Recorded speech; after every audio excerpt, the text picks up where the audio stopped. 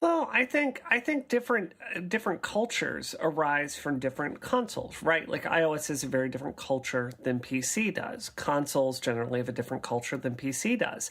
And, I would love to hear from Maddie and Georgia on this, but this is the exact kind of behavior, this like PC master race, Yep. sort of mindset that's all about like the hottest graphics card and like building the most cost efficient machine and getting, games and paying nothing for them and feeling it's just everything about the PC community. It feels really unwelcoming for me.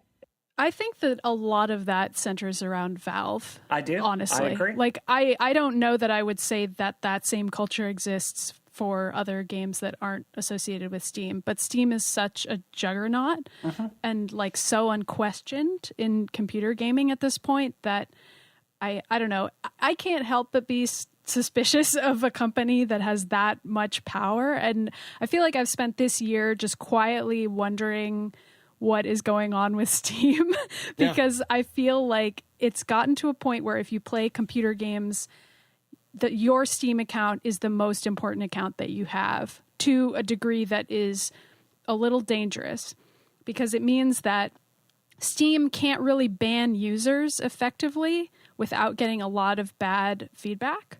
Like, there have been very, very rare instances where Steam has banned a user either by accident or just due to some other situation where somebody was pirating games or something like that. Like the law was actually broken. They go pretty far before they're willing to ban people, although I've seen people get banned by accident as well.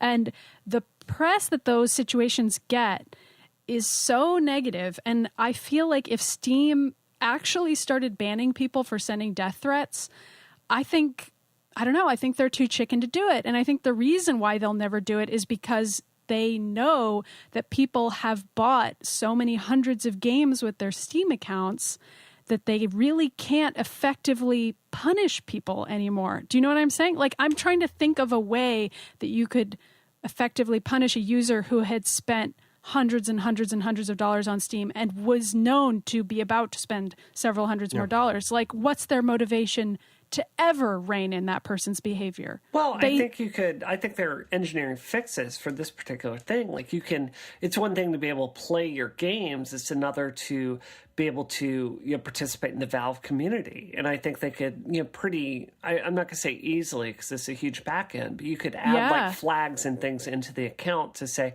yes, you're cleared to do this. No, you're not cleared to do this. So I believe it's a problem they could solve if they want to.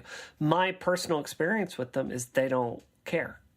I think they don't care either. I think they care a lot more about making Steam completely central to everyone's computer gaming experience. And when they think of everyone, I don't think they think of women or people of color or queer people. I don't think they think of those people at all. I think they just think of the users who they have seen using Steam since Steam came out a decade ago, and the people who are still worshiping the pedestal of Half-Life 3, and the people who are still making fan art of Gabe Newell, and the people who are still inextricably associated with that PC Master Race horrible joke.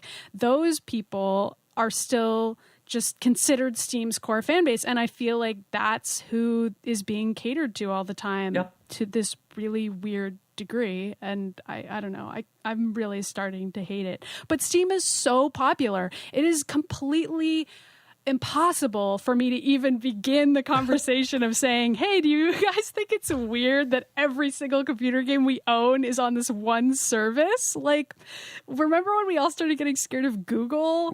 That is basically the point that we should be starting to get with Steam, because it is way too central to computer gaming, I think. No, I agree with that. But I have to say this, like, good old games, like before this, and I might do business with them, so I don't say this lightly, but like, they are kind of this other rival service, and you saw that transphobic horror show that they sent to one of their users 2 weeks ago, where basically this woman asked for a refund of her game because it had some really transphobic content in it. We can get into that, but the issue was the customer service agent that, like, she was trying to get her issue resolved. And he gets into this really stupid transphobic argument with her about it. And, it's like, where are you supposed to go from here? Like, Good Old Games handled that really badly, I think. Valve isn't so great. There's the Origin service, which isn't really awesome. Like, where are you supposed to go if you really care about games on the PC? Like what you heard? Listen to the full episode at relay.fm/isometric or search for Isometric in iTunes.